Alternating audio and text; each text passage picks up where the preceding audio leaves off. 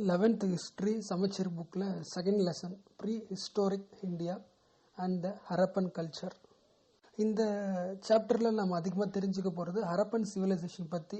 அந்த சிவிலைசேஷனில் இருந்த மக்களோட social condition, economic condition, cultural life, அப்போ எப்படி அந்த ஹரப்பன் சிவிலைசேஷன் அழிஞ்சுது, இது எல்லாமே தெரிஞ்சுக்க போகிறோம். அதுக்கு முன்னாடி நம்ம பார்க்க வேண்டியது prehistoric period. Prehistory பார்க்கறதுக்கு முன்னாடி ஹிஸ்டரினா நமக்கு எல்லாருக்குமே தெரியும், நம்மளோட ஸ்டோரி தான் ஹிஸ்டரி. அந்த ஸ்டோரி எழுதப்பட்டிருந்துச்சுன்னா அதுக்கு பேர் ஹிஸ்டாரின்னு சொல்கிறோம். எழுதப்படாத ஸ்டோரிஸ் எல்லாமே ப்ரீ ஹிஸ்டரின்னு சொல்கிறோம். அப்போ இன்னும் சிம்பிளாக சொல்லணும்னா, நாம் வாழ்ந்ததுக்கான ரிட்டன் ப்ரூஃப் ஏதாவது இருந்துச்சுன்னா அது ஹிஸ்டாரிக்கல் டைமில் வருது. எழுதப்படாத ப்ரூஃப், ரிட்டன் ரெக்கார்டு இல்லாத கதைகள்ல அந்த காலத்தை ப்ரீ ஹிஸ்டாரிக்கல் டைம்ஸ்னு சொல்றோம். அவ்வளவுதான். அப்போ மறுபடியும் இன்னும் சிம்பிளா சொல்றேன், நம்மளோட கதைகள் ஒரு புத்தகத்தில் எழுதப்பட்டிருந்துச்சுன்னா அந்த டைம் ஹிஸ்டாரிக்கல் டைம். நம்மளோட கதைகள் புக்கில் எழுதப்படாம ஆர்கியாலஜிஸ்ட் கண்டுபிடிப்பாங்களே, மண்ணை தோண்டி அங்க இருக்கிற பாட்டு இல்ல கல் இல்ல தோண்டி எடுக்கப்பட்ட சில ஆயுதங்கள் இல்ல மெட்டல்ஸ், இந்த டூல்ஸை வச்சு நம்மளோட ஹிஸ்டரியை தெரிஞ்சுக்கிறதுக்கு பேரு ப்ரீ ஹிஸ்டாரி. அப்போ ரிட்டன் ப்ரூஃப் இல்லாம ஜஸ்ட் நம்ம யூஸ் பண்ண மெட்டல்ஸ் இது வழியா தெரிஞ்சுக்கிற ஹிஸ்டரியை ப்ரீ ஹிஸ்டரின்னு சொல்றோம். அப்போ ப்ரீ ஹிஸ்டாரிக்கல் பீரியடை தெரிஞ்சுக்கிறதுக்கு மிகப்பெரிய சோர்ஸே ஆர்கியாலஜிக்கல் டிபார்ட்மெண்ட் தான். அப்போ ஒரு கண்ட்ரியில அங்க ஆர்கியாலஜிக்கல் டிபார்ட்மெண்ட் எந்த அளவுக்கு டெவலப் ஆகுதோ அந்த அளவுக்கு அந்த நாட்டோட மக்களோட ஏன்ஷியன் ஹிஸ்டரியை தெளிவா அவங்களோட லைஃப் அண்ட் கல்ச்சரை புரிஞ்சுக்க முடியும். அப்போ ஒரு நாட்டோட மக்களோட கம்ப்ளீட் ஹிஸ்டரி தெரிஞ்சுக்கணும்னா ஹிஸ்டாரிக்கல் டைம்ஸ் மட்டுமே பத்தாது, ஹிஸ்டாரிக்கல் பீரியட் மட்டுமே பத்தாது, ப்ரீ ஹிஸ்டாரிக்கல் பீரியடும் தேவைன்றது நமக்கு புரிஞ்சு போச்சு. ஸோ நம்ம ஃபர்ஸ்ட் ப்ரீ ஹிஸ்டரியில் ஆரம்பிக்கலாம். ஸோ நம்ம ஃபர்ஸ்ட் ப்ரீ ஹிஸ்டரி பத்தி படிக்கிறதுக்கு முதல்ல எடுத்துக்க போற டூல் ஸ்டோன்ஸ். மக்கள் பயன்படுத்தின கல்லை வச்சுக்கிட்டு இந்த ப்ரீ ஹிஸ்டாரிக்கல் பீரியடை படிக்கலாம் அப்படின்னு சொல்றாங்க. இப்படி இந்த ஸ்டோன்ஸை வச்சு ஆர்கியாலஜிஸ்ட் படிக்கும்போது அந்த ஸ்டோன் நமக்கு ஒரு 4 காலத்தை சொல்லுது. அந்த ஸ்டோனை வச்சுக்கிட்டே நம்மளால 4 காலங்களை பத்தி படிக்க முடியும் அப்படின்னு சொல்லுது. அப்போ ப்ரீ ஹிஸ்டாரிக் பீரியடையே நம்ம கற்களை வச்சுக்கிட்டு 4 ஏஜா படிக்க போறோம். 4ஆ பிரிக்கிறாங்க ப்ரீ ஹிஸ்டாரிக் பீரியடையே. ஃபர்ஸ்ட் பேலியோலித்திக், செகண்ட் மீசோலித்திக், 3வது லியோலித்திக், 4வது மெட்டல் ஏஜ், இப்படி 4ஆ பிரிக்கிறாங்க. இப்படி பிரிக்கிற அந்த பீரியட் இந்தியா முழுக்கமே ஒரே மாதிரி யூனிஃபார்மா இருக்காது. இப்போ தமிழ்நாட்டில் பேலியோலித்திக் ஏஜ் இந்த வருஷம் கரெக்டா கண்டுபிடிக்கிறோம்னா அதே வருஷத்துல நார்த் இந்தியாவில் மேட்ச் ஆகாது. சோ இந்த ஸ்டோன் ஏஜஸ்லாம் ஓரளவுக்கு நம்ம பீரியட பிரிக்க முடியும், பட் இந்தியா அளவுக்கு ஃபுல்லாவே யூனிஃபார்மா ஒரு இயரை கரெக்டா பிரிக்க முடியாதுன்னு சொல்லிட்டு அதுக்கப்புறம் எதை பேசுறாங்கன்னா, இந்த டேட்டை பத்தி கரெக்டா அனலைஸ் பண்றதுக்கு, எந்த டேட்ல எந்த பீரியட் வருதுன்னு கண்டுபிடிக்கிறதுக்கு சயின்டிபிக்கலி நம்ம கொஞ்சம் இப்போ இம்ப்ரூவ் ஆயிட்டோம்.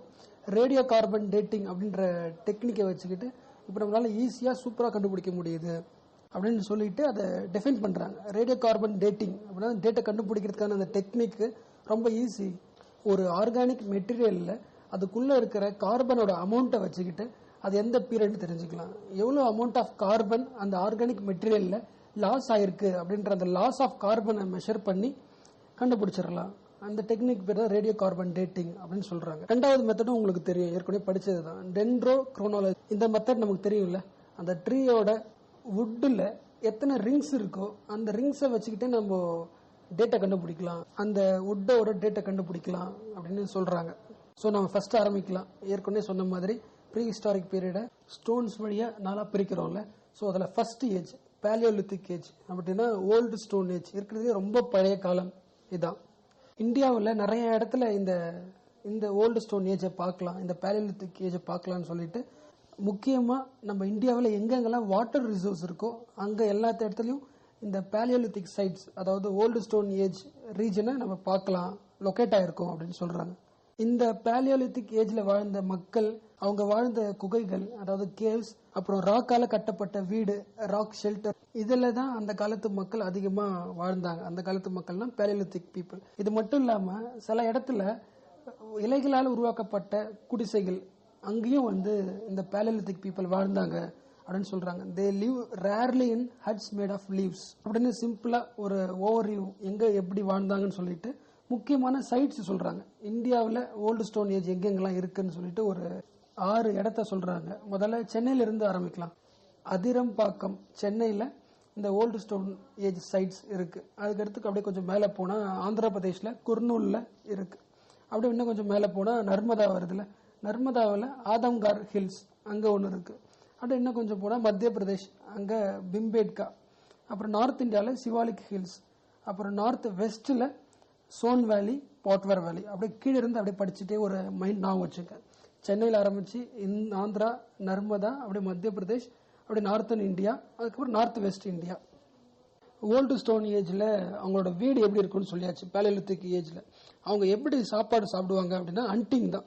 அனிமல்ஸ் ஹண்ட் பண்ணுறது, அப்புறம் பிளான்ஸ், எந்தெந்த பிளான்ஸ்லாம் சாப்பிடலாமோ அதை கேதர் பண்ணுறது. அப்போது சாப்பிட்றதுக்கு ஒன்று வேட்டையாடணும், இல்லைன்னா கண்டுபிடிக்கணும் எந்தெந்த பிளான்ஸ்லாம் சாப்பிடலான்னு கேதர் பண்ணணும். அப்போ they are hunters and caterers. அவங்களோட வேலை பார்த்தோன்னா லாஜிக்கா ஹண்டர் கேதரர்ஸ். இப்போ ஹண்ட் பண்ணணும்னா டூல்ஸ் வேணும்ல. என்ன டூல்ஸ் யூஸ் பண்ணாங்கன்னா ஸ்டோன் டூல்ஸ் தான் யூஸ் பண்ணாங்க. கரெக்டாக கைக்கு அடக்கமாக இருக்கிற ஸ்டோன் டூல்ஸை வச்சுக்கிட்டு அனிமல்ஸை ஹண்ட் பண்ணாங்க. அப்போது பேலியோலித்திக் ஏஜ் மக்கள் வேட்டையாடுறதுக்கு பயன்படுத்தின ஆயுதம் கல் தான். அந்த கல் ரொம்ப ஸ்ட்ராங்காக இருக்குன்னு சொல்கிறாங்க. அதாவது ரொம்ப ஹார்ட் ராக்ஸால் உருவாக்கப்பட்ட ஆயுதங்களை, கல்லை அவங்க ஹண்டிங் பயன்படுத்துகிறாங்க. அவங்க அந்த ஹார்ட் ராக்குக்கு ஒரு பேர் சொல்கிறாங்க, குவார்ட்சைட், QUARTZIT. இந்த ஹார்ட் ராக்ல அவங்களோட ஸ்டோன் வெப்பன்ஸ்லாம் இருந்துச்சு அப்படின்னு சொல்கிறாங்க. ஸோ குட்டி குட்டி அனிமல்ஸ் வேட்டையாடுறதுக்கு சில கல் அது போதும். பெரிய அனிமல்ஸ் வேட்டையாடுறதுக்கு ஒரு ஆள் பத்தாதுல்ல. அப்போ எல்லாரும் சேர்ந்து வேட்டையாடி இருப்பாங்க. மேபி அந்த ஸ்டோன் ஆக்சஸை பயன்படுத்தி இருக்கலாம் அப்படின்னு சொல்கிறாங்க. ஸோ இந்த கற்களை வச்சுக்கிட்டு அவங்க என்ன ஆயுதம் பயன்படுத்துனாங்கன்னு நம்மளால சொல்ல முடியுது. பட் அவங்க என்ன லாங்குவேஜ், என்ன கம்யூனிகேஷன் இருந்தாங்கன்றதுக்கான நாலேஜ் நமக்கு சுத்தமாக கிடைக்கல, ரொம்ப கம்மி தான். இந்த பேலியோலித்திக் ஏஜ்லேயே கொஞ்சம் நாட்கள் ஆக பீரியட் போக போக அந்த ஊர் மக்களே என்ன பண்ணுறாங்கன்னா அனிமல்ஸை டொமஸ்டிகேட் பண்ண ஆரம்பிக்கிறாங்க, வீட்டில் வளர்க்க ஆரம்பிக்கிறாங்க. கூடவே பாட்ஸ் தயாரிக்க ஆரம்பிக்கிறாங்க, அப்புறம் பிளான்ட்ஸ் வளர்க்க ஆரம்பிக்கிறாங்க. இது எல்லாமே நடந்திருக்கு. அது மட்டும் இல்லாமல் பெயிண்டிங்ஸ் கூட அந்த காலத்தில் இருந்திருக்கு அப்படின்னு சொல்கிறாங்க. ஸோ ஓல்டு ஸ்டோன் ஏஜோட பெயிண்டிங்ஸ் எங்கே கண்டுபிடிச்சிருக்குன்னு கேட்டால் பிம்பேட்காவில் கண்டுபிடிச்சிருக்காங்க. அந்த ராக்ஸில் இந்த பெயிண்டிங் இருக்குது. அப்போ இந்த காலகட்டத்தோட பீரியட் என்னன்னு கேட்டால் 10,000 BC அப்படின்னு சொல்கிறாங்க. அப்போது ஓல்டு ஸ்டோன் ஏஜ் இதோட முடிஞ்சு போச்சு. இது வரைக்கும் சொல்ல பாயிண்ட்ஸ், முக்கியமான பாயிண்ட்ஸ் என்னென்னா ஓல்டு ஸ்டோன் ஏஜோட டேட் என்னென்னா 10,000 BC அப்படின்னு ரஃபாக நான் வச்சுங்க. அங்கே பெயிண்டிங்ஸ் இருந்திருக்கானா எக்ஸாம்பிள் பிம்பேட்கா அதுவும் சொல்லிட்டாங்க. அனிமல்ஸை டொமஸ்டிகேட் பண்ணாங்க அப்படின்னு கேட்டாங்கன்னா அவங்க ட்ரை பண்ணியிருக்காங்க, முயற்சி பண்ணியிருக்காங்க. They made attempts to domesticate animals. கூடவே பாட்டு உருவாக்கியிருக்காங்க, சம் பிளான்ஸை வளர்த்துருக்காங்க.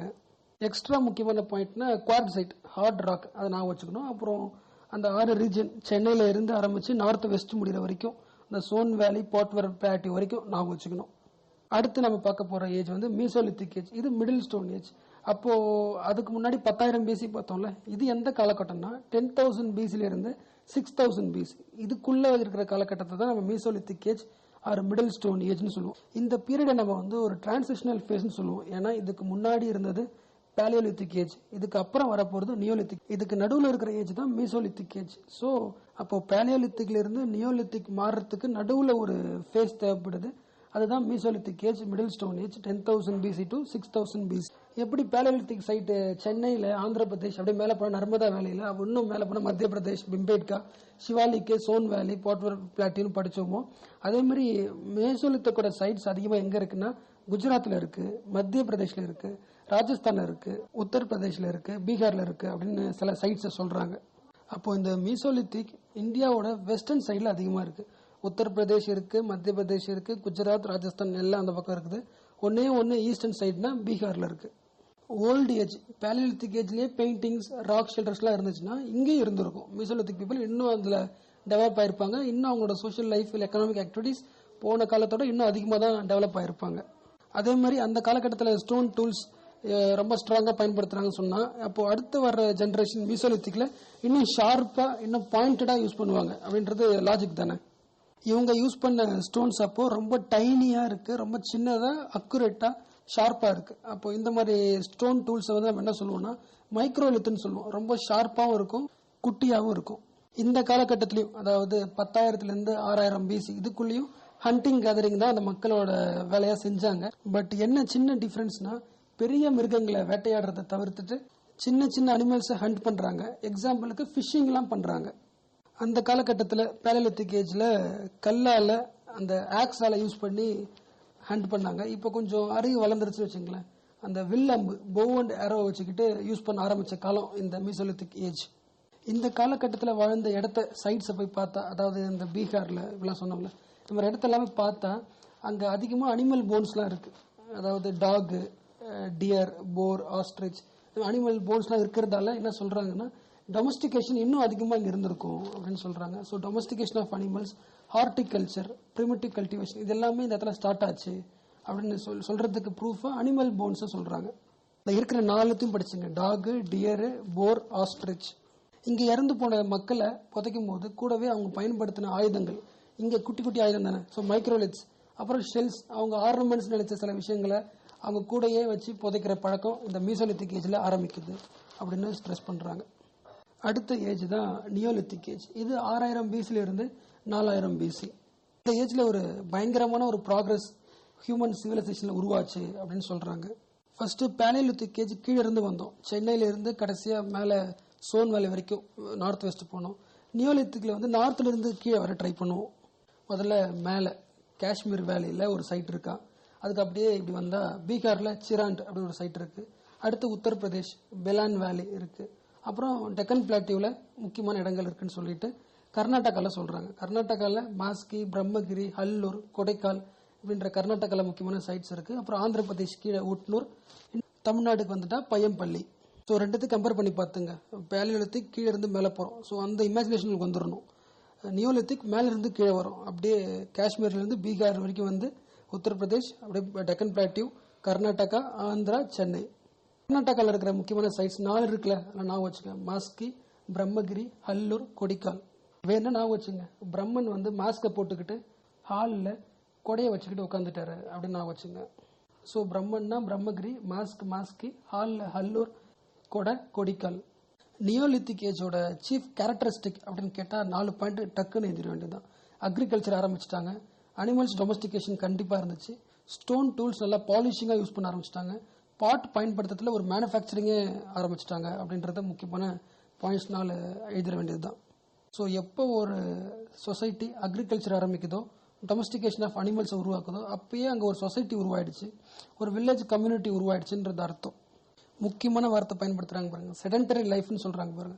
அப்போ ஒரே இடத்துல உட்காந்து வாடுற ஒரு லைஃப் ஆரம்பிக்கிறாங்கன்னு அர்த்தம், செடென்டரி லைஃப். இப்போ சிம்பிளா அப்படி கேட்கலாம், எந்த காலகட்டத்தில் இந்த டூல்ஸ்ல உருவாக்குற அந்த டெக்னாலஜி அதிகமாக இம்ப்ரூவ் ஆச்சுன்னா நியோலித்திக் ஏஜ் தான். அப்புறம் பேலியோலித்திக் ஏஜ்ல இலைகளால் கட்டப்பட்ட ஹட் இருக்கும். இப்போ கொஞ்சம் அடுத்து டெவலப் பண்ணிட்டாங்க, மட் பிரிக் ஹவுசஸ் உருவாக்க ஆரம்பிச்சிட்டாங்க இந்த நியோலித்திக் ஏஜ்ல. ஃபர்ஸ்ட் பாட்டு சும்மா கையில செஞ்சாங்க, இப்போ அந்த வீல் இருக்குல்ல, அந்த வீல் வச்சே செய்யற அளவுக்கு டெவலப் ஆயிட்டாங்க. இதுக்கு முன்னாடி காலகட்டத்தில் பாட்டு உருவாக்குனாங்க படித்தோம், ஆனால் அந்த பாட்டுக்கு எதுக்காக யூஸ் பண்ணாங்க அப்படின்றது தெளிவாக தெரியல. ஆனால் நியோலித்திக் ஏஜில் தெளிவாகவே சொல்கிறாங்க, பாட்டரிஸ் தான் அந்த ஃபுட் கிரெயின்ஸை ஸ்டோர் பண்ணுறதுக்கு, குக்கிங்க்கு எல்லாத்துக்குமே பயன்படுத்தினாங்க. அந்த பாட்டரியை வீல்ஸ் வழியாக ஒரு ப்ராப்பர் மேனுஃபேக்சரிங் பண்ணுறாங்க. அடுத்து காஃபின்னு ஒரு வார்த்தை இருக்கு பாருங்க, அதாவது சவப்பெட்டி. மக்கள் இறந்து போனதுக்கு அப்புறம் அவங்களோட உடலை புதைக்கிறதுக்கு ஒரு பெரிய சவப்பெட்டியை உருவாக்குனாங்க அப்படின்னு சொல்கிறாங்க, அதான் காஃபின்ஸ். அதில் ஆர்ன்ஸ்னு யூஸ் பண்ணிருக்காங்க பாருங்க, URNS, லார்ஜ் ஆர்ன்ஸ் வர் யூஸ்ட் அஸ் காஃபின்ஸ். அப்படின்னா என்ன சொல்ல வராங்கன்னா, அந்த காஃபின் அந்த சவப்பெட்டி என்ன ஷேப்பில் இருக்குன்னா அர்ன் ஷேப்பில் இருக்குன்னு சொல்கிறாங்க. அப்படின்னா ஒரு பெல் ஜார் பார்த்துருப்போம்ல, அந்த மாதிரி ஷேப்பில் இருக்கும் பெருசா அப்படின்னு சொல்கிறாங்க. இந்த காலகட்டத்தில் அக்ரிகல்ச்சர் இம்ப்ரூவ்மெண்ட் ஆயிடுச்சுன்னு சொல்லணும். இம்ப்ரூவ்மெண்ட் ஆயிடுச்சுக்கான ப்ரூஃப் என்னன்னா, வீட்டு, பார்லி, ரைஸ், மில்லட் இது எல்லாமே கல்டிவேட் பண்ணாங்க ஒரு காலகட்டத்தில். இந்த பீரியட்ல அதிகமாக அந்த ரைஸ் கல்டிவேஷன் ஈஸ்டர்ன் இந்தியாவில் இருந்துச்சு. மீசோலித்திக் ஏஜ்ல அனிமல் போன்ஸ் கிடைச்சது, ஸோ அது ஒரு ப்ரூஃப் டொமஸ்டிகேஷன் ஆஃப் அனிமல்ஸ்க்கு. அப்படியே டாக், டியர், போர், ஆஸ்ட்ரிச் சொன்னாங்க. இந்த நியோலித்திக் ஏஜ்ல டொமஸ்டிகேஷன் ஆஃப் ஷீப், கோட்ஸ், கேட்டல் அதிகமாக பரவலாக கண்டுபிடிக்கப்பட்டது அப்படின்னு சொல்றாங்க. ரெண்டுத்துக்கும் டிஃபரன்ஸ் அனிமல்ஸ் என்னன்னு பார்த்துக்கோ. இதுல 3 சொல்லியிருக்கோம், ஷீப்பு, கோட்டு, கேட்டல். கேட்டல்லாம் மாடு. மாடு எதுக்குன்னா கல்டிவேஷனுக்கு யூஸ் பண்றோம், டிரான்ஸ்போர்ட்டுக்கும் பயன்படுத்துறோம். கூடவே இந்த மக்கள் துணியும் பயன்படுத்த ஆரம்பிச்சாங்க. அந்த துணி காட்டன்லயும் இருக்கு, உல்லுன்னு இருக்கு நியோலித்திக் ஏஜ் மக்கள். ஸோ சிம்பிளாக முடிஞ்சு போச்சு. Neolithic age 6000 4000 BC. அப்புறம் முக்கியமான இடம் பார்த்தாச்சு. பிரம்மா மாஸ்க் போட்டுக்கிட்டு ஹாலில் கொடையை பிடிச்சிட்டு உட்கார்றாரு. ஏதோ ஒரு காரணட்டாக்கா நான் வச்சுக்கலாம். அடுத்து தமிழ்நாடு இடம் வந்து பையம்பள்ளி, அங்கே தமிழ்நாடு இடம் வந்து அதிரம்பள்ளி. ஸோ அக்ரிகல்ச்சர் டெவலப் ஆயிடுச்சு. ரைஸ் கல்டிவேஷன் வந்து eastern India, domestication of sheep, goats, cattle, அப்புறம் வீல்ஸ் பயன்படுத்துகிறாங்க பாட்டரிக்கு, மட் பிரிக் ஹவுஸ், அவ்வளோதான். ஸோ நெக்ஸ்ட் மெட்டல் ஏஜுக்கு போயிடலாம்.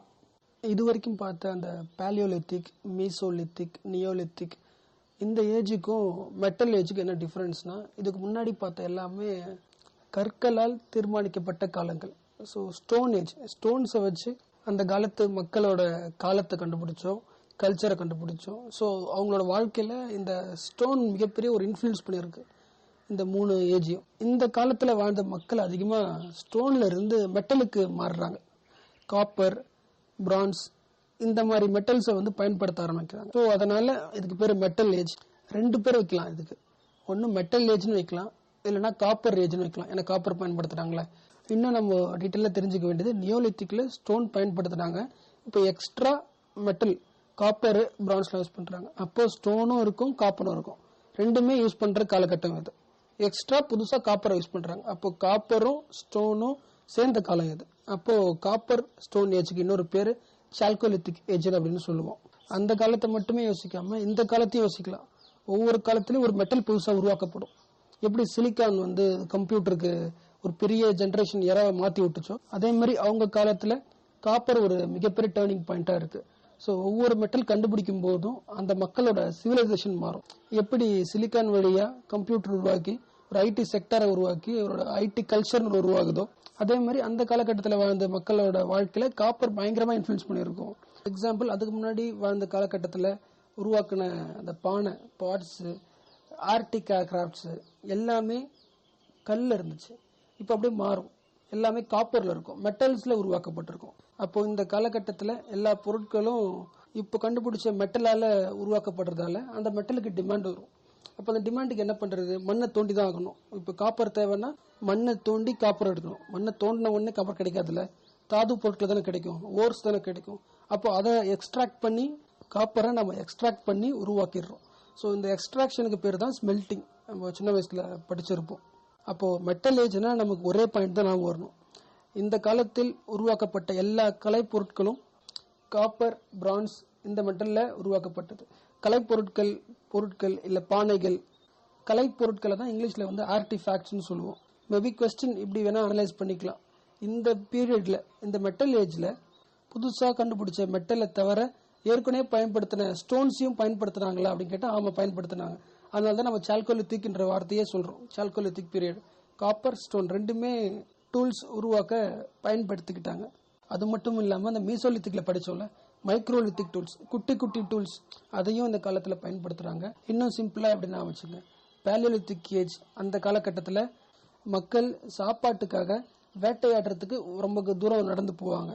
இந்த மெட்டல் ஏஜ்ல காப்பர் தேவை அதிகமானதால காப்பரை கண்டுபிடிக்கிறதுக்கு ரொம்ப தூரம் டிராவல் பண்ண ஆரம்பிச்சாங்க. இனிமே ஹிஸ்டரியில சொல்லுவாங்கல்ல, கம்ப்யூட்டர் கல்ச்சர், சிலிக்கான் கல்ச்சர் அப்படின்னு கேட்டா எப்படி நம்மளோட காலகட்டத்தை சொல்லுவாங்களோ, அதே மாதிரி இந்த மெட்டல் கல்ச்சர், சால்கோலித்திக் கல்ச்சர் எந்த காலத்துல இருந்துச்சு அப்படின்னு கேட்டா ஹரப்பன் கல்ச்சர்ல அது ஒரு பார்ட்டா இருந்துச்சு. ஹரப்பன் கல்ச்சர்லயும் இந்த சால்கோலித்திக் கல்ச்சர் தான் இருந்துச்சு அப்படின்னு ஒரு எக்ஸாம்பிளோட சொல்லிட்டு, இந்த சால்கோலித்திக் கல்ச்சரே ரிவர் வேலிஸ்ல தான் அதிகமா இருந்துச்சு அப்படின்னு சொல்லிட்டு சவுத் இந்தியாவுக்கு வராங்க. சவுத் இந்தியால நீங்க பாத்தீங்கன்னா ரிவர் வேலிஸ் தான் சொல்லுவீங்க. கோதாவரி, கிருஷ்ணா, துங்கபத்ரா, பெண்ணார், காவேரி, இங்க எல்லா இடத்துலயுமே ஒரு ஃபார்மிங் கம்யூனிட்டிஸ் இந்த பீரியட்ல செட்டில் ஆனாங்க அப்படின்னு சொல்லிட்டு, அதிகப்படியான மெட்டல்ஸ் அவங்க இப்ப சொன்ன இந்த ரிவர் வேலிஸ்ல வாழ்ந்தவங்க யூஸ் பண்ணலனாலும் ஒரு ஆரம்ப கட்டத்துல இருந்தாங்க. அதுக்கு எக்ஸாம்பிள் பார்த்தோம்னா தமிழ்நாட்டில் பையம்பள்ளி படிச்சோம்ல, அங்க பார்த்தா காப்பர்ல உருவாக்கப்பட்ட, பிரான்ஸ்ல உருவாக்கப்பட்ட பொருட்கள், பானைகள், டெரகோட்டா, பொம்மை, பீட்ஸ், ஃபிகரைன்ஸ் எல்லாம் கிடைச்சிருக்கு 2000 BCல. நமக்கு தெரிஞ்ச முக்கியமான 2 கல்ச்சர் ஏன்ஷியன்ட் ஹிஸ்டரியிலனா, ஒன்னு ஹரப்பன் கல்ச்சர் ஃபர்ஸ்ட், அதுக்கப்புறம் ஃபாலோ ஆனதான் வேதிக் கல்ச்சர். ஸோ ஹரப்பன் கல்ச்சர்ல பயன்படுத்தப்பட்ட பொருட்கள் என்னன்னா மெட்டல்ஸ், காப்பர், பிரான்ஸ் பயன்படுத்தப்பட்டிருக்காங்க. அதுக்கு அடுத்து வேதிக் கல்ச்சர்ல இன்னும் கொஞ்சம் முன்னேறி அயனை பயன்படுத்துறாங்க, இரும்பை பயன்படுத்துறாங்க. அப்போ ஹரப்பன் கல்ச்சருக்கு அடுத்து வேதிக் கல்ச்சர்னு இப்படி சொல்றோமோ, சால்கோலித்திக் ஏஜுக்கு அடுத்து அயன் ஏஜ் அப்படின்னு இப்படி இன்டர்பிரட் பண்ணி படிக்கலாம். மறுபடியும் சவுத் இந்தியாவுக்கு வராங்க. இந்த இரும்பு காலத்துல அயன் ஏஜ்ல சதர்ன் பெனின்சுலாவில் பெரிய கல்லறைகள் பயன்படுத்தினாங்க. அந்த ஏற்கனவே மைக்ரோலித்திக் படிச்சோம்ல, அப்போ அயன் ஏஜ்ல மெகாலித்திக் யூஸ் பண்றாங்க, பெரிய ஸ்டோன்ஸ், முக்கியமா சதர்ன் பெனின்சுலாவில். ஸோ இது வரைக்கும் எக்ஸ்ட்ரா ஒரு பாயிண்ட்னா, megalithic burials mostly found in south India. South இந்தியான்னு சொல்லிட்டு கூட எக்ஸ்ட்ரா முக்கியமான சைட்ஸ் சொல்றாங்க. அப்போ மோஸ்ட் இம்பார்ட்டன்ட் மெகாலித்திக் சைட்ஸ்னா எதை சொல்லலாம் அப்படின்னா, கர்நாடகாவில் இருக்கிற மாஸ்கி, ஹல்லூர் சொல்லிடுறாங்க. ஆந்திர பிரதேஷ்ல இருக்கிற நாகார்ஜுன கோண்டா சொல்றாங்க. தமிழ்நாட்டில் ஆதிச்சநல்லூர். ஸோ இது வரைக்கும் அயன் ஏஜ்ல 2 பாயிண்ட் படிச்சிருக்கோம். வேதிக் கல்ச்சரில் அயன் பயன்படுத்தணும். ரெண்டாவது, இந்த அயன் ஏஜ்லேயே சவுத் இந்தியாவில் மெகாலித்திக் பரியல்ஸ் சைட்ஸ் இருக்கு அப்படின்னு சொல்லிட்டு தமிழ்நாட்டில் ஆதிச்சநல்லூர், கர்நாடகாவில் அல்லூர் மஸ்கி, ஆந்திர பிரதேசில் நாகார்ஜுன கொண்டா எக்ஸாம்பிள் கொடுத்துட்றாங்க. இது 2000 பிசி. அப்போ ஒரு கலைப்பொருட்களை வச்சுக்கிட்டு இந்த கலைப்பொருட்கள் இரும்புல உருவாக்கப்பட்டது அப்படின்னு எந்த காலம் சொன்னா 2000 பிசின்னு சொல்லுவோம். சில ஆர்டிஃபேக்ட்ஸ் காப்பர்ல உருவாக்கப்பட்டது அப்படின்னு சொன்னா 4000 இருந்து 3000 அந்த ஏஜ் நம்ம சொல்லுவோம். 10,000 பிசில பயன்படுத்தப்பட்ட கல்லும் 6000 பிசில பயன்படுத்தப்பட்ட கல்லும் எவ்வளவு ஷார்ப்பா இருக்கு அப்படின்றத வச்சு நம்ம காலங்களையும் நம்மளால கண்டுபிடிக்க முடியுது. ஸோ அடுத்து போயிடலாம். முக்கியமானது ஹரப்பன் கல்ச்சர் படிக்க ஆரம்பிச்சிடலாம்.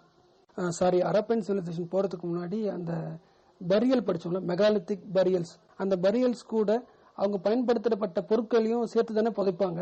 ஸோ அதில் அந்த பரியல்ஸ்ல முக்கியமாக பாட்டரி, பானைகள் இருந்துச்சு.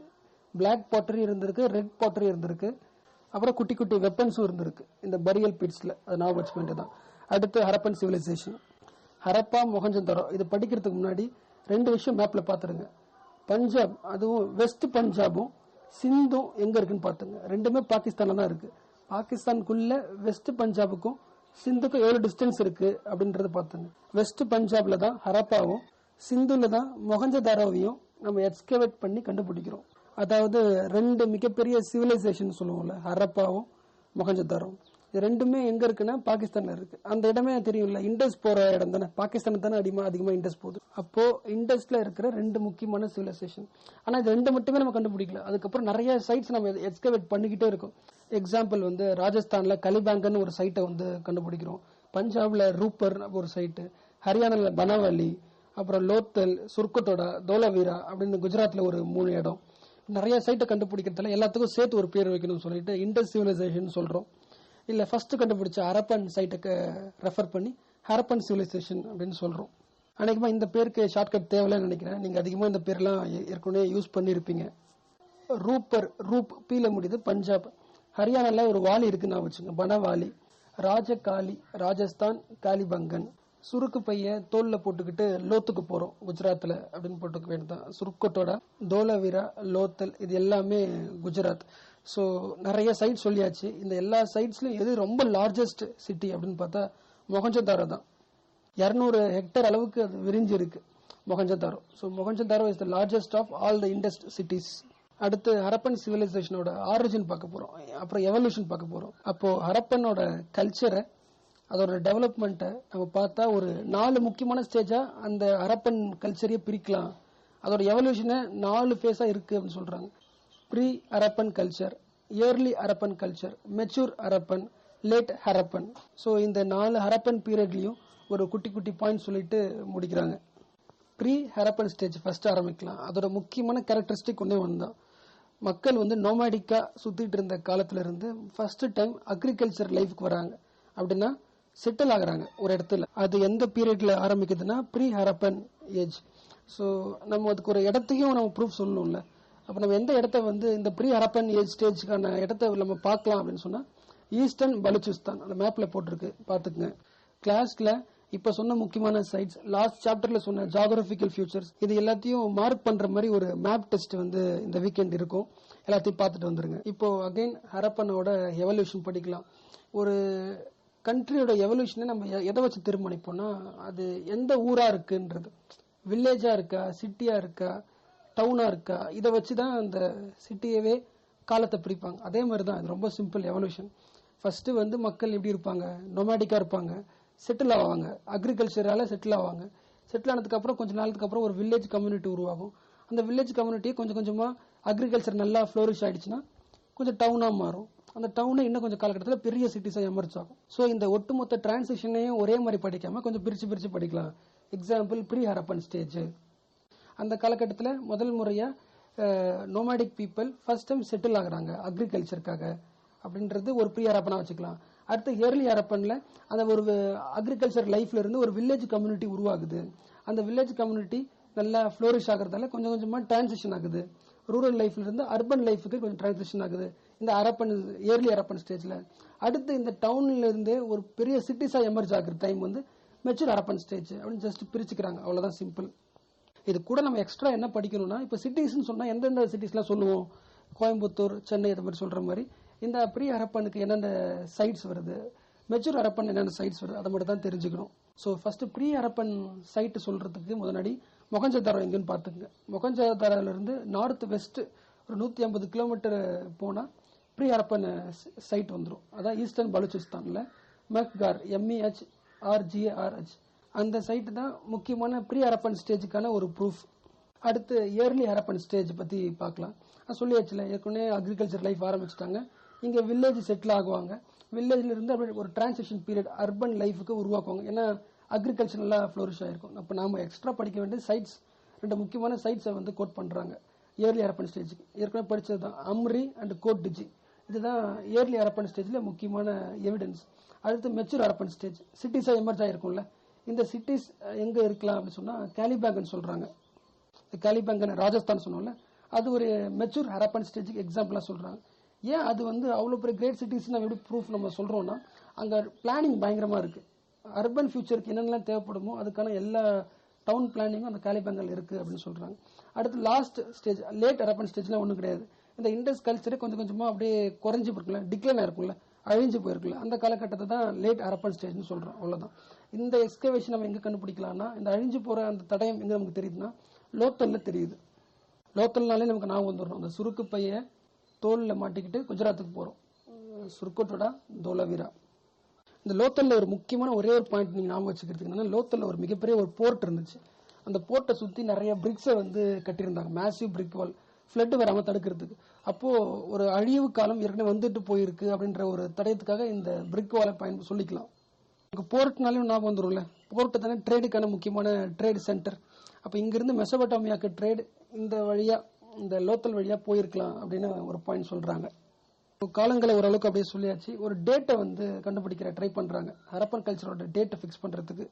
ஃபர்ஸ்ட் ஜான் மார்ஷல் சொல்கிறார், 1931 அவர் சொல்கிறார், ஒரு எஸ்டிமேஷன் சொல்கிறார், ஹரப்பன் கல்ச்சர் எந்த டேட்டில் இருக்கலாம் அப்படின்னு சொன்னால் 3250 2750 BC வரைக்கும் இந்த காலகட்டம் அப்படின்னு அவர் முடிவு பண்ணுறாரு. நாம் அப்படியே ஃபிக்ஸ் ஆகிடக்கூடாது. ஏன்னா இவர் சொல்கிற காலம் 1931 நம்ம ஹரப்பா மொஹஞ்சதாரோ இது மட்டும் தான் கண்டுபிடிச்சோம். அதுக்கப்புறம் நிறைய சைட்ஸை கண்டுபிடிக்கிறோம், குஜராத்தில், ராஜஸ்தானில். இது கண்டுபிடிக்கும் போது இந்த காலகட்டம் டைம் கரெக்டாக இருக்காதுன்னு சொல்லிட்டு மாடிஃபை ஆகுது ஹரப்பன் கல்ச்சரோட டைம்.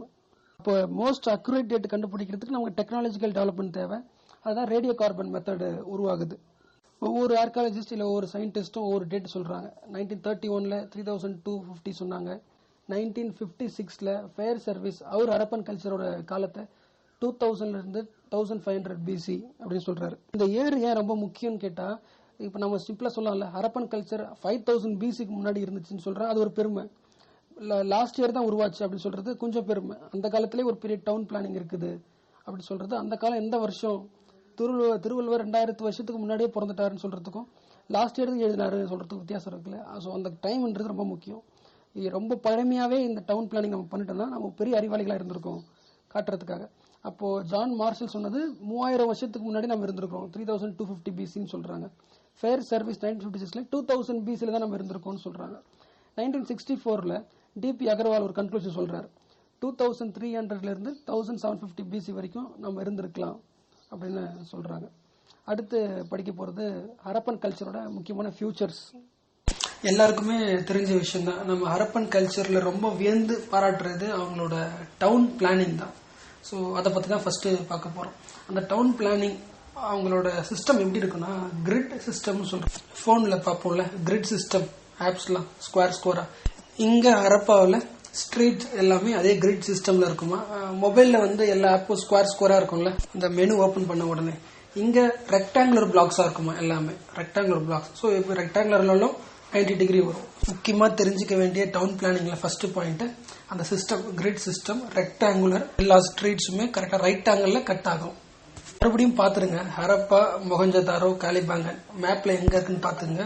வீக்கெண்ட் கிளாஸ்ல மேப் டெஸ்ட் இருக்கும். இந்த 3 சைட்லயுமே பெரிய கோட்டைகள் இருக்குன்னு சொல்றாங்க. கோட்டைகள் கட்டப்பட்டிருந்ததுன்னு சொல்றாங்க. கோட்டைகள் தான் சிட்டாடெல்னு அந்த வார்த்தை போட்டிருக்கும் பாருங்க. ஸோ அந்த கோட்டையில யார் தங்குவாங்க நமக்கே தெரியும், முக்கியமான ஆட்கள். அந்த கோட்டைக்கு கீழே ஒரு டவுன் இருக்கும், அதாவது காமன் பீப்புள் தங்கறதுக்கான ஹவுசஸ்லாம் அங்க இருக்கும் சிட்டாடலுக்கு கீழே. அது எதால உருவாக்கப்பட்டதுன்னா பிரிக்ஸ் தான், பிரிக்ஸ் ஹவுசஸ் தான். இன்னும் முக்கியமா என்ன சொல்றாங்கன்னா, இந்த பிரிக்ஸ்லாம் பர்ன்ட் பிரிக்ஸ் தான் யூஸ் பண்ணிருக்காங்க எல்லா கன்ஸ்ட்ரக்ஷனுக்கும். அப்புறம் ஹரப்பன் கல்ச்சரில் இன்னும் முக்கியமானது ஸ்டோன் பில்டிங்ஸ்லாம் சுத்தமாக கிடையாது. அதுதான் இம்பார்ட்டன்ட் கேரக்டரிஸ்டிக். எல்லாமே burnt bricks and absence of stone building இந்த கட்டடத்தில் அப்படின்னு சொல்கிறாங்க. ஸோ ஃபஸ்ட்டு ஒரே பாயிண்ட் தான். ஃபஸ்ட்டு கோட்டை சிட்டடல், அது கீழே லோவர் டவுன். இங்கே வந்து காமன் பீப்புள் இன்னாவிடேட் பண்ணுவாங்க. எப்பயுமே ஒரு டவுன் பிளானிங்னா முதல்ல ஒரு 3 விஷயம் பார்ப்போம். ஆளுக்கு தனித்தனியாக ப்ரைவேட்டாக ஒரு வீடு இருக்கணும், அப்புறம் ட்ரைனேஜ் சிஸ்டம் இருக்கணும், அப்புறம் எல்லாரும் கூடுறதுக்கு ஒரு பப்ளிக் ஸ்பேஸ் இருக்கணும். ஸோ ஃபஸ்ட்டு பார்த்தாச்சு டவுன் பிளானிங்கில் தனித்தனியாக பெரிய ஆட்களுக்கு அந்த சிட்டடல் அப்படின்னு சொல்றது, அப்புறம் லோவர் டவுன் சொல்லியாச்சு. ஸோ அடுத்து நம்ம ட்ரைனேஜ் சிஸ்டம் பார்க்க போறோம். ட்ரைனேஜ் சிஸ்டம் சிம்பிளா சொல்லிட்டாங்க. இருக்கிறதுல ரொம்ப ரிமார்க்கபிள் ஃபியூச்சரா இந்த ட்ரைனேஜ் சிஸ்டம் தான் சொல்றாங்க. ஏன்னா எல்லா வீட்டுக்குமே அந்த ட்ரைனேஜ் சிஸ்டம் கரெக்டா கனெக்ட் ஆயிடுது. எப்படி வந்து ஒரு ஸ்ட்ரீட் எல்லா வீட்டையும் கனெக்ட் பண்ணுதோ அதே மாதிரி ட்ரைனேஜ் சிஸ்டம் அந்த அளவுக்கு நீட்டா கரெக்டா பிரிக்ஸை வச்சு கவர் பண்ணி ஒரு ட்ரைனேஜ் சிஸ்டம் வந்து அவங்க பயன்படுத்திக்கிட்டு இருந்தாங்கன்னு சொல்லிட்டாங்க. மூணாவது நம்ம பார்க்க வேண்டியது பப்ளிக் பிளேஸ் எப்படி இருந்தது அப்படின்னு பாக்குறதுக்கு அவங்க மொகஞ்சதாரோ எக்ஸாம்பிளா சொல்றாங்க. அங்க ஒரு கிரேட் பாத் இருந்துச்சு அப்படின்னு சொல்றாங்க. அதோட அளவையும் சொல்றாங்க. 39 feet length, 23 feet breadth, 8 feet depth உள்ள அளவுல ஒரு கிரேட் பாத் இருந்துச்சு. இது முக்கியமான important public place of Mohenjodaro அப்படின்னு சொல்றாங்க. கிரேட் பாத்னா எல்லாருக்கும் தெரியும்ல, ஸ்விம்மிங் பூல் மாதிரி. ஸ்விம்மிங் பூல் எக்ஸாம்பிளா சொல்றதை விட கோயில்ல இருக்கும்ல, ஸோ அதை எக்ஸாம்பிளா சொல்லலாம். ஏஎல் பஷமும் அதான் சொல்றாரு. Wonder that was India example தமிழ்நாடுக்கு ஹரப்பன் கல்ச்சரோட சிமிலாரிட்டிஸ் இருக்குன்னு சொல்றதுக்காக இந்த கிரேட் பாத்தை சொல்றாரு அவரு. நம்ம கோயில்லையும் அதே மாதிரி சிஸ்டம் இருக்கு, அந்த ஹரப்பன் மொகஞ்சதாரோ அந்த சைட்லயும் அதே மாதிரி கிரேட் பாத் சிஸ்டம் இருக்கு. ஸோ இது ரெண்டும் ஒரே கல்ச்சரா இருக்கலாம் அப்படின்னு ஏஎல் பஷம் புக்ல சொல்லியிருப்பாரு. பட் யாரோட கருத்தையும் அப்படி நம்ம எடுத்துக்கூடாது. எப்போ வந்து ஒரு கல்ச்சரை வந்து ஒரு கோயில் கூட இன்டர்கனெக்ட் பண்றாருன்னா அப்போ ரிலீஜன் இருந்திருக்கு, ஹரப்பான் சிவிலைசேஷன்ல மதம் இருந்திருக்கு அப்படின்ற மாதிரி இன்டர்கனெக்ட் பண்ணி நம்மளோட ஏன்ஷியன் கல்ச்சரை ஒரு ஹிந்துத்துவான்னு சொல்றதுக்கான வாய்ப்புகளையும் இந்த மாதிரி பாயிண்ட்ஸ் உருவாக்கி தரும். ஸோ ஜஸ்ட் இன்டர்பிரிட்டேஷன்ஸ் தான். அந்த கிரேட் பாத் பக்கத்துலயும் துணிகள் சேஞ்ச் பண்ணிக்கிறதுக்கு சைட்ல ரூம்ஸ்லாம் இருந்துச்சு அப்படின்னு சொல்லிட்டு அந்த கிரேட் பாத்தோட ஃப்ளோர் என்ன கல் பயன்படுத்திருக்காங்கன்னா வழக்கம் போல பர்ன்ட் பிரிக்ஸ் தான் பயன்படுத்தி கட்டப்பட்டிருக்கு. அதுக்கு பக்கத்துலயே பெரிய கிணறு இருந்திருக்கு தண்ணியை எடுக்கிறதுக்குன்னு சொல்றாங்க. அப்புறம் அந்த கிரேட் பாதை இருந்து தண்ணி அவுட்லெட் போறதுக்கும் ஒரு பாதை இருந்துச்சு எல்லாம் சொல்றாங்க. இதுலயே போட்டாங்க பாருங்க, it must be served as a ritual bathing site. கடவுளோட அதை இன்டர்பிரட் பண்ணி சொல்றாங்கல்ல. ஸோ நம்ம அப்படியே எடுத்துக்கலாம். இல்லைன்னா வந்து எல்லாரும் வேலை செஞ்சு முடிச்சுட்டு வீட்டுக்கு போறதுக்கு முன்னாடி ஒரு பாத் போறதுக்கான இடமா கூட இருக்கலாம். ஸோ ஜஸ்ட் இன்டர்பிரிட்டேஷன்ஸ் தான். ஸோ வழக்கம் போல டவுன் பிளானிங்ல முக்கியமானது தனிப்பட்ட ஒரு வீடு, ஒரு ட்ரைனேஜ் சிஸ்டம், அப்புறம் பப்ளிக் ஸ்பேஸ். 4வது முக்கியமானது அந்த ஒட்டுமொத்த சமூகத்துக்கும் சேர்த்து வைக்கிற சாப்பாடு, பஃபர் ஜோன், அந்த பிடிஎஸ் மாதிரி பஃபர் ஸ்டாக் மாதிரி ஏதாவது ஒன்று இருக்கணும்ல, அதை தான் 4வது பாயிண்டா சொல்றாங்க. கிரானரி ஒரு மொகஞ்சதாரோல பெருசா கட்டப்பட்டிருந்துச்சு. ஒரு 150 ஃபீட் லென்த், 50 ஃபீட் பிரெத்ல ஒரு கிரானரி அப்படின்றது மொகஞ்சதாரோல இருந்துச்சு அப்படின்னு சொல்லிட்டு ஹரப்பாலையும் அந்த சிட்டடலுக்குள்ள ஒரு 6 கிரானரிஸ் இருந்துச்சுன்னு சொல்றாங்க. ஸோ ஹரப்பன் கல்ச்சரோட டவுன் பிளானிங் கேட்டாலே 5 பாயிண்ட் தான். Citadel, lower town, great bath, drainage system, கடைசியா கிரானரி. இதை வச்சு எழுதிக்க வேண்டியதுதான். அடுத்து எக்கனாமிக் லைஃப் ஹரப்பன் கல்ச்சர்ல எப்படி இருந்ததுன்னு பார்க்கலாம். ஏற்கனவே நம்ம எக்கனாமில படிச்சது தான். நம்ம எந்த பொருளை உற்பத்தி பண்றோமோ அது வழியா தான் நம்மளோட எக்கனாமிக் லைஃப் வளரும். நம்ம ஹரப்பனோட டவுன் பிளானிங்ல பார்த்தோம்ல, ஒரு 6 கிரானரிஸ் ஹரப்பால இருக்கு. அப்படின்னா நிறைய உணவு தானியங்களை சேகரித்து வச்சிருக்காங்கன்னா அப்ப அங்க அக்ரிகல்ச்சர் பயங்கரமான ஆக்டிவிட்டியா இருந்திருக்கும் அப்படின்னு சொல்றாங்க. ஸோ அக்ரிகல்ச்சர் தான் பயங்கரமான ஆக்டிவிட்டினா என்னென்ன கிராப்ஸை வளர்த்தாங்கன்னு பார்த்தா வீட்டு, பார்லி, சீசம், மஸ்டர்ட், காட்டன், இந்த 5 ஞாபகம் வச்சுங்க. WBC மஸ்ட் ஞாபகம் வச்சுங்க. வீட்டு, பார்லி, காட்டன், மஸ்டர்ட், அப்புறம் சீசம். அடுத்து டொமஸ்டிகேஷன் சொல்றாங்க. ஷீப்பு, கோட்டு, பஃபலோ இதெல்லாம் நம்ம டொமஸ்டிகேட் பண்ணி வச்சிருந்தோம். அப்புறம் அவங்க ஹார்ஸை பயன்படுத்தினாங்களா அப்படின்னு பார்த்தா கரெக்டா அதுக்கான ஒரு ப்ரூஃப் இல்லை. ஸோ நெக்ஸ்ட் ஹண்டிங் இன்னமும் கண்டினியூ ஆகிட்டு தான் இருக்கு தன்னோட சாப்பாடுக்கு. அந்த ஹண்டிங் லிஸ்ட்ல டியரும் சேர்த்துருக்காங்க. ஒவ்வொரு காலத்திலையும் எப்படி வீடு, சாப்பாடு எல்லாத்தையும் பார்க்குறோமோ அதே மாதிரி நம்ம அந்த ஆர்டிஃபேக்ட்ஸையும் பார்க்குறோம். கலைப்பொருட்கள் அவங்களோட டெவலப்மெண்ட் எப்படி இருக்குன்னு பார்க்குறோம். ஏன்னா அதை வச்சுதான் அவங்களோட அறிவு திறனை கண்டுபிடிக்க முடியும். ஸோ இங்கேயும் வந்து அந்த கலைப்பொருட்கள் உற்பத்தி பண்றதுல நிறைய வெரைட்டி ஆஃப் பீப்புள்ஸ் வந்துட்டாங்க, ஆர்டிசன்ஸ் வந்துட்டாங்க. Goldsmith, brick makers, stone cutters, weavers, boat builders, terracotta manufacturers, இப்படி நிறைய குரூப் ஆஃப் ஆர்டிசன்ஸ் உருவாக்க ஆரம்பித்தாங்க. எப்படி நமக்கு கோல்டு ஸ்மித்லாம் இருக்காங்கன்னு நமக்கு தெரிய வருதுன்னா, அந்த காலகட்டத்தில் அந்த கோல்டு ஆர்னமெண்ட்ஸ், சில்வர் ஆர்னமெண்ட்ஸ்லாம் நிறைய பிளேஸில் கண்டுபிடிச்சி எடுக்கிறோம். அப்போ அந்த கோல்டு ஆர்னமெண்ட்ஸ் பார்க்கும்போது கரெக்டாக மைனூட்டாக டிசைன் பண்ணியிருக்காங்கன்னா அப்போ கோல்ட் ஸ்மித் இருக்காங்க. அப்படி தான் எல்லாத்துலேயுமே நம்ம பார்க்குறோம். அதே மாதிரி இன்னும் பயங்கரமான ஒரு எக்ஸாம்பிள்னா அங்கே இருக்கிற vessels, France vessels, copper vessels பயங்கரமான ஒரு அவுட்ஸ்டாண்டிங் எக்ஸாம்பிளாக சொல்கிறாங்களாம். ஹரப்பனோட மெட்டலிங் கிராஃப்ட் எப்படி இருக்குன்னு தெரிஞ்சுக்கிறதுக்கு. அப்புறம் பாட்டரி, பானைகள்லாம் எப்படி இருக்குன்னா பிளைனாக தான் இருக்கான். Mostly red colour or black colour paint பண்ண பாட்டரிஸ் இருக்கு. அப்புறம் பீட்ஸ், இது முக்கியமான ஆர்னமெண்ட், அதாவது செயின் மாதிரி, அதுவும் ஒரு செமி ப்ரெஷியஸ் ஸ்டோன்ஸில் பல வெரைட்டிகளை உருவாக்கியிருக்கோம் அப்படின்னு சொல்கிறாங்க. எக்கனாமிக் லைஃப்பில் எதுக்கு இதெல்லாம் படிக்கணும்னு பார்த்தா, ஒரு பொருளாதாரம் எதை நோக்கிலாம் இருக்கும். விவசாயத்தை நோக்கி காசு சம்பாதிக்கலாம், இந்த மாதிரி பார்ட்ஸ் தயாரித்து காசு சம்பாதிக்கலாம், அப்போ தான் ட்ரேட் பண்ண முடியும். ஸோ இதனால தான் இதில் எக்கனாமிக் லைஃப்பில் இதெல்லாம் ஆட் பண்ணுறாங்க. செயின் கூட ஒரு எக்கனாமிக் ஆக்டிவிட்டி தானே. 2 ட்ரேடுமே இருந்துன்னு சொல்கிறாங்க. இன்டர்னல் ட்ரேட் இந்தியாக்குள்ளேயே அதர் பார்ட்ஸ்குள்ளே இருந்துச்சுன்னு சொல்கிறாங்க. எக்ஸ்டர்னல் ட்ரேட் அதாவது ஃபாரின் ட்ரேடு, முக்கியமாக மெசோபட்டோமியா, ஆப்கானிஸ்தான் எல்லாத்துலேயுமே இருந்துச்சுன்னு சொல்கிறாங்க. நம்ம எதெல்லாம் இம்போர்ட் பண்ணோம் அதுலேயும் ஒரு குட்டி லிஸ்ட்டு கொடுத்துருக்காங்க. ஈரான் கிட்ட இருந்து கோல்டு, காப்பர், டின்னு, இன்னும் முக்கியமான செமி ப்ரெஷியஸ் ஸ்டோன்ஸ்லாம் இம்போர்ட் பண்ணியிருக்கோம் அப்படின்னு சொல்லிட்டு நாம் என்னெல்லாம் எக்ஸ்போர்ட் பண்ணோன்றதை wheat, barley, peas, oil seed, அப்புறம் ஃபினிஷிங் குட்ஸ் பண்ணோம்ல, pottery, beads, terracotta figures, ivory products, இது எல்லாத்தையுமே நம்ம எக்ஸ்போர்ட் பண்ணோம் அப்படின்னு சொல்கிறாங்க.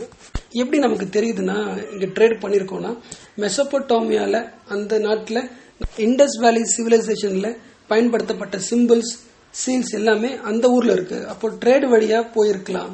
அப்போ ட்ரேட் லிங்க் இருக்குது அப்படின்னு சொல்கிறாங்க. இதில் முக்கியமான ட்ரேடு எவிடன்ஸ் என்ன சொல்கிறாங்க, இண்டஸ்க்கும் சுமேரியன் பீப்புளுக்கும் ரொம்ப முக்கியமான ஒரு ட்ரேட் கான்டாக்ட் இருந்திருக்கு அப்படின்னு புக்கில் கொடுத்துறாங்க. அப்புறம் எக்ஸ்சேஞ்சுக்கான என்ன தராங்கன்னா எந்த காசும் கிடையாது, பார்ட்டர் டைப் தான், பொருள் கொடுத்து பொருள் வாங்குறது தான். அப்புறம் நம்மளோட டிரான்ஸ்போர்ட்டுக்கு, லேண்டுக்கு ஆக்சனை பயன்படுத்தணும், புல்லக் கார்ட்ஸை பயன்படுத்தணும். அப்புறம் ரிவர், சி, இந்த டிரான்ஸ்போர்ட்டுக்கு போட் ஷிப்பை பயன்படுத்தணும். நமக்கு எப்படி தெரிய வருதுன்னா, அங்கே இருக்கிற சீல்ஸ், டெரக்கோட்டா, பொம்மை, இதிலெல்லாம் அந்த வரைஞ்சிருப்பாங்கல்ல என்னென்ன பயன்படுத்தணுன்றது டிசைன்ஸ். ஸோ அது வழியாக நம்ம தெரிஞ்சுக்கலாம் அப்படின்னு சொல்கிறாங்க. அடுத்து சோஷியல் லைஃப். சோஷியல் லைஃப்பில் அதிகமாக எதை பற்றி கொடுத்துருக்காங்கன்னா, அவங்க என்ன துணி அணிஞ்சிருந்தாங்க, என்ன ஆர்னமெண்ட்ஸ் போட்டிருந்தாங்க, அப்புறம் என்ன வேலை செஞ்சாங்க, அப்புறம் வாருக்கு போகும்போது என்ன வெப்பன்ஸை பயன்படுத்தினாங்க. ஸோ இந்த டீட்டெயில்ஸ் தான் கொடுத்துருக்காங்க. ஸோ ஃபஸ்ட்டு எப்படி ஆரம்பிக்கலாம்னா, 2 மென் உமன் 2 பேருக்குமே ட்ரெஸ்ஸு சேமாக தான், ஒரு அப்பர் கார்மெண்ட், ஒரு லோவர் கார்மெண்ட், 2 ட்ரெஸ் தான். அடுத்து பேட்ஸ் அண்ட் ஆர்னமெண்ட்ஸ். பேட்ஸ் 2 பேருமே போட்டிருந்தாங்க, மென் உமன் 2 பேரும் போட்டிருந்தாங்க. அடுத்து ஆர்னமெண்ட்ஸ் தான் ஜுவல்லரிஸ், அதில் bangles, ear ring, finger ring, bracelet, இது எல்லாம் உமன் போட்டிருந்தாங்க. இந்த ஆர்னமெண்ட் எதால உருவாயிருச்சுன்னா கோல்டு, சில்வரு, காப்பர், பிரான்ஸ், இன்னும் செமி ப்ரெஷியஸ் ஸ்டோன்ஸ் இதெல்லாம். அப்புறம் காஸ்மெட்டிக்ஸும் ரொம்ப காமனாக பயன்படுத்தப்பட்டதுன்னு சொல்லியாச்சு. அப்புறம் வீட்டு உபயோக பொருட்கள் பாட்டரி இருந்துச்சு, ஸ்டோன், ஷெல்ஸ், ஐவரி, மெட்டல், இதெல்லாம் மொஹஞ்சதாரோவில் கண்டெடுக்கப்பட்டது அப்படின்னு சொன்னாங்க. அப்புறம் காப்பரில் உருவாக்கப்பட்ட சில பொருட்கள் கொடுத்துருக்காங்க பாருங்க. நைஃப் கூட காப்பரில், அப்புறம் ஃபிஷ் ஹூக்கு, கோம்ஸ், நீடல்ஸ், ஸ்பிண்டல்ஸ், இதெல்லாம் காப்பரில் உருவாக்கப்பட்டது. அப்புறம் சில்ட்ரனோட விளையாடுற டாய்ஸ் கிளேல உருவாக்கியிருந்தது. அப்புறம் மார்பிள்ஸ், பால், டைஸ், இதெல்லாம் கேம்ஸுக்கு பயன்படுத்தப்பட்டது.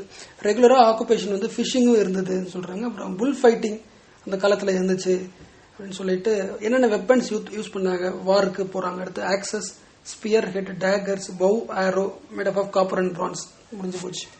ஸோ குட்டியாக ரிவிஷன் பண்ணிக்கலாம். First dress, upper garment, lower garment 2 பேருக்குமே ஒரு சேம் தான். பீடு 2 பேரும் போடுவாங்க, மென் அண்ட் உமன் போடுவாங்க. ஜுவல்லரிஸ் உமன் மட்டும் போடுறாங்க.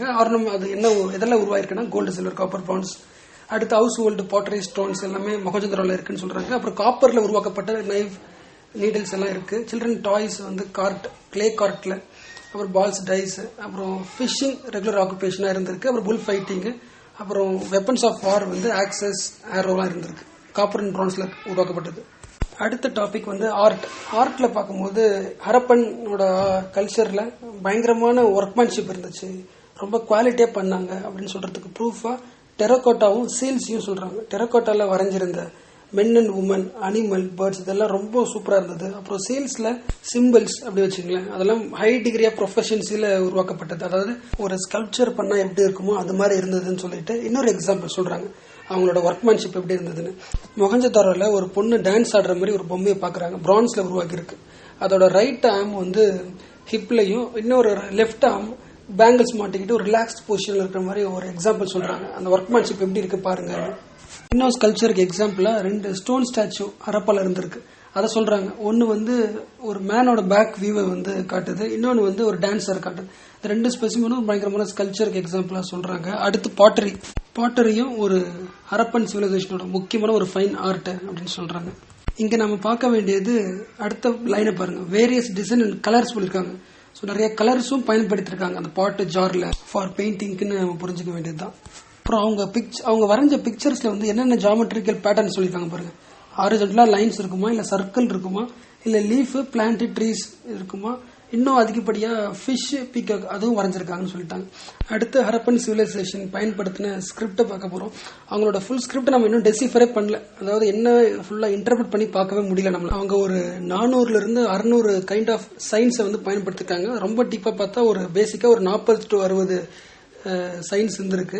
மிச்சம் அதுல இருந்து உருவாக்கப்பட்ட சில வேரியன்ட் சொல்லிட்டு இவங்களோட ஸ்கிரிப்ட் வந்து ரைட்ல இருந்து லெஃப்ட் வரைக்கும் போற மாதிரி எழுதுற ஸ்கிரிப்ட் இவங்களோட ஸ்கிரிப்ட். அவங்க அப்படியே ஆப்போசிட், லெஃப்ட்ல இருந்து ரைட் நான் போவோம்ல. அதுக்கப்புறம் சில சீல்ஸ் வந்து எப்படி இருக்கும்னா இந்த ரைட்டிங் வந்து ஆல்டர்னேட்டிவ் லைன்ஸ்ல மட்டும் ரிவர்ஸ் டைரக்ஷன்ல இருக்கும் அப்படின்னு சொல்லியிருக்காங்க. அந்த மெத்தடும் போட்டிருக்காங்க பாருங்க, பவுஸ்டர் ஃபெடான். அந்த மெத்தட் வந்து ரைட்டிங் இந்த reverse direction in alternative lines was adapted அப்படின்னு சொல்லிட்டு இன்னும் முக்கியமானது கொலிக் சொல்றாங்க. பார்ப்போலா அண்ட் ஸ்காண்டினேவியன் கொலிக்ஸ் என்ன முடிவு வராங்கன்னா, இந்த ரைட்டிங்கை பார்த்தா அவங்க திராவிடியனோட லாங்குவேஜுக்கு அப்படியே ஹரப்பன் மேட்ச் ஆகுதுன்னு சொல்றாங்க. இதை சோவியத் குரூப்பும் அக்செப்ட் பண்றாங்க. சில ஸ்காலர்ஸ் என்ன சொல்றாங்கன்னா டிஃப்ரெண்டான வியூ சொல்றாங்க. இந்த ஹரப்பன் ஸ்கிரிப்ட் வந்து பிராமி ஸ்கிரிப்ட் மாதிரி இருக்கு சொல்றாங்க. இன்னும் ஃபுல் ஹிஸ்டரி இந்த ஸ்கிரிப்டை பத்தி நமக்கு ஒன்றும் தெரியல, மேபி இன்னும் லாங்கர்ல தான் அந்த டெசிஃபர் பண்ண முடியும் அப்படின்னு சொல்லிட்டு முடிச்சுட்டு அடுத்து ரிலீஜன் சொல்றாங்க. ஹரப்பன் கல்ச்சரோட ரிலீஜியஸ் லைஃப் நம்ம தெரிஞ்சுக்கிறதுக்கு எதை பயன்படுத்துவோம்னா அங்க பயன்படுத்தப்பட்ட seals, terracotta figures, copper tablets, இது வழியா தான் நம்ம இதுல இருக்கிற சிம்பிள்ஸை வச்சுதான் நம்ம ரிலீஜியஸ் லைஃப் ஆஃப் ஹரப்பன்ஸை வந்து கண்டுபிடிக்கிறோம். அப்படி கண்டுபிடிச்சதுல வந்து மேல் டியைட்டி யாருன்னா பசுபதி, மேல் கடவுள் யாருன்னா பசுபதி சொல்றோம். சிவனோட முன்னாடி பேரு பசுபதி அப்படின்னா வச்சுங்க. அப்படியே ஒரு யோகா பொசிஷன்ல உட்காந்துக்கிட்ட மாதிரியும் ஒரு சீல் இருக்கு, அதுல 3 ஃபேஸ் இருக்கு, 2 ஹார்ன் அந்த பசுபதிக்கு இருக்கிற மாதிரி சொல்றாங்க. அப்புறம் அவரை சுத்தி ஒரு 4 அனிமல் இருக்கு, elephant, tiger, rhino, buffalo. Each face different டைரக்ஷன்ல இருக்கிற மாதிரி சொல்றாங்க. அப்புறம் அவரோட கால அடியில 2 மான் இருக்கிற மாதிரி சொல்லிட்டாங்க. ஸோ மேல் கடவுள் இதுதான். அடுத்து ஃபீமேல் கடவுள் யாரை சொல்றாங்கன்னா மதர் காடஸ் அப்படின்னு சொல்றாங்க. அதுவும் வந்து டெரகோட்டா ஃபிகர்ல இருந்து கண்டுபிடிக்கப்பட்டது தான். அங்க அதிகமா எதை வர்ஷிப் பண்றாங்கன்னா லிங்கா வர்ஷிப் பண்றாங்க. அதே மாதிரி ட்ரீஸ் அனிமல்ஸையும் வர்ஷிப் பண்ணாங்கன்னு சொல்லிட்டு எப்படி ஒரு சமூகத்துல கடவுள் இருக்குன்னு நம்புறாங்களோ அப்போ ஆப்போசிட்டா அந்த பேயும் இருக்கு நம்புவாங்கல்ல. So they believe in ghost and evil forces. So அதை தடுக்கிறதுக்கு தாயத்து அதெல்லாம் பயன்படுத்துறாங்க. அமுலெட்ஸ் போட்டிருக்காங்க பாருங்க. அடுத்து பரியல் மெத்தட்ஸ். ஹரப்பன் சிவிலைசேஷனோட பரியல் மெத்தட்ஸ் நம்ம எங்கிருந்தெல்லாம் கத்துக்கிறோம்னா தெரிஞ்சுக்கிறோம்னா மொஹஞ்சதாரோ, ஹரப்பா, காலிபேங்கன், லோத்தர், ரூப்பர், இதுலாம் நமக்கு அந்த விஷயத்த அதிகமாக தெளிவா சொல்லுது. இறந்த உடலை 2 பண்ணுவாங்களே, ஒன்னு புதைப்பாங்க, இல்லைன்னா கிரிமேஷன் பண்ணுவாங்க, இல்ல எரிச்சிருவாங்க. இந்த கம்ப்ளீட் பரியலுக்கும் இல்ல போஸ்ட் கிரிமேஷன் பரியலுக்கும் 2த்துக்குமான ஒரு எக்ஸாம்பிளா மொஹஞ்சதாரோ சொல்றாங்க. அதே மாதிரி லோத்தர்ல ஒரு எக்ஸாம்பிள் சொல்றாங்க. அங்க வந்து பரியல் பீட் வந்து ஒரு பர்ன்ட் பிரிக்ஸால கட்டப்பட்டதுன்னு சொல்றாங்க. அப்ப என்ன சொல்லுதுன்னா அங்க காஃபைன்ஸ் யூஸ் பண்ண வாய்ப்புகள் இருக்கு. சோ பர்ன்ட் பிரிக்ஸால உருவாக்கப்பட்ட காஃபைன்ஸ் வந்து லோத்தர்லயும், வுட்டன் காஃபைன்ஸ் ஹரப்பாலையும் சொல்றாங்க. அதே மாதிரி பிராக்டிஸ் ஆஃப் சதி அந்த அதுக்கான கிளியர் எவிடன்ஸ் இல்ல, அதையும் சொல்றாங்க. அடுத்து கடைசியா எப்படி வந்து ஹரப்பன் கல்ச்சர் அழிஞ்சு போச்சு, டிக்ளைன் அப்படின்னு சொல்றாங்க. மோஸ்ட்லி என்ன சொல்றாங்க, நேச்சுரல் கலாமிட்டிஸ் வந்துருச்சு, மேபி ஃபிளட் வந்திருக்கலாம், இல்ல பஞ்சம் வந்திருக்கலாம், சாயிலோட ஃபர்டிலிட்டி போய் அங்க ரிவர்ஸ் எல்லாமே காஞ்சி போய் அப்படி ஒரு எக்ஸ்பிளாய்டேஷன் ஆயிருக்கலாம், இல்ல எர்த்குவாக் வந்திருக்கலாம் அப்படின்னு சொல்றாங்க. இல்லைன்னா ஆரியன்ஸ் இன்வேஷன் வழியா அவங்கள வந்து காலி பண்ணிருக்கலாம், ஆரியன்ஸ் இன்வைட் பண்ணிருக்கலாம் அப்படின்றதுக்கான அந்த ப்ரூஃபை வந்து வேதாவே வைக்கிறாங்க. ரிக்வேதாவிலே அந்த ஊரோட ஃபோர்ட் எல்லாத்தையுமே டிஸ்ட்ரக்ட் பண்ணிருக்கும் அப்படின்ற எக்ஸாம்பிள் சொல்றேன். அப்போ இந்த சண்டை வழியா, இந்த இன்வேஷன் வழியா தான் ஹரப்பன் கல்ச்சர் வீழ்த்தப்பட்டிருக்கணும். அப்ப ஹரப்பனை விட ஆரியர்கள் கிட்ட மிகப்பெரிய ஆயுதம் இருந்திருக்கும். அந்த ஆயுதம் என்னன்னா குதிரைகள் அவங்க கிட்ட இருந்துச்சு. அது வழியா இங்க சண்டை நடந்திருக்கலாம், ஹரப்பன் கல்ச்சர் வீழ்த்தப்பட்டிருக்கலாம். அதுவும் ஒரு எக்ஸாம்பிளா சொல்றாங்க.